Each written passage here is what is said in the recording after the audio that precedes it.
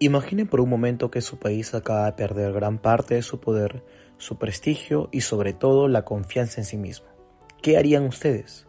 ¿Guardarían silencio o utilizarían la palabra para intentar cambiar la realidad? Eso fue exactamente lo que hicieron los escritores de la generación del 98. Mi ensayo titulado La literatura como conciencia del pueblo, la generación del 98, parte de una idea fundamental.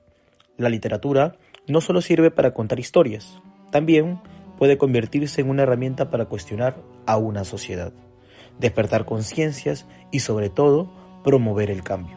Todo comenzó en 1898, un año que marcó un antes y un después en la historia de España. Tras perder Cuba, Puerto Rico y Filipinas en la guerra contra Estados Unidos, el país sufrió una profunda crisis política, económica, social y también moral.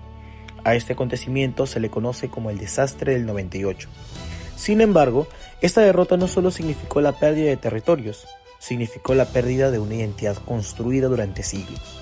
España comenzó a preguntarse quién era realmente y hacia dónde debía dirigirse.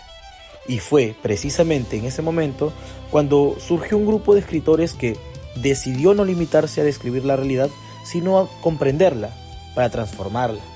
Ese grupo fue la generación del 98.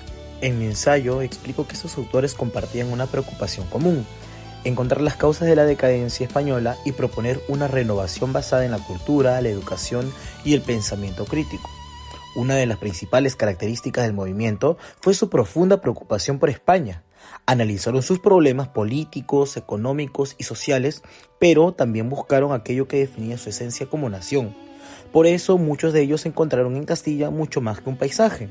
Vieron en sus pueblos, en sus caminos y en su gente un símbolo de la verdadera identidad española.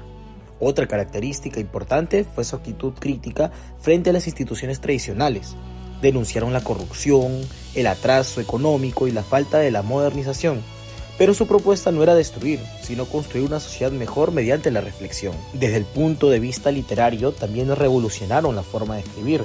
Dejaron atrás el lenguaje excesivamente adornado y apostaron por un estilo más claro, directo y cercano al lector. Además, incorporaron preguntas que siguen siendo universales. ¿Quiénes somos? ¿Cuál es el sentido de la vida? ¿Qué papel cumple el ser humano dentro de la sociedad? En este recorrido destacaron figuras fundamentales como Miguel de Unamuno, quien convirtió la duda, la fe y la existencia humana en el centro de su obra. También tenemos a Pío Baroja, que retrató una sociedad marcada por la desigualdad y el inconformismo. Azorín encontró en los paisajes castellanos una forma de comprender la identidad española. También Antonio Machado, mediante su poesía, expresó el alma de un país que buscaba reencontrarse consigo mismo. Y Ramón del Valle Inclán innovó el teatro con el esperpento, el cual es una técnica que deformaba la realidad para denunciar sus injusticias. Pero quizá el mayor aporte de la generación del 98 fue comprender que la verdadera crisis de España no era solamente política ni económica, era una crisis de valores. Por eso defendieron que la educación, la cultura y el pensamiento crítico eran los pilares para construir una sociedad diferente. Ese legado continúa vigente. Más de un siglo después, seguimos viviendo momentos de incertidumbre, conflictos y transformaciones sociales. Y precisamente por eso, las preguntas que plantearon esos escritores siguen teniendo sentido.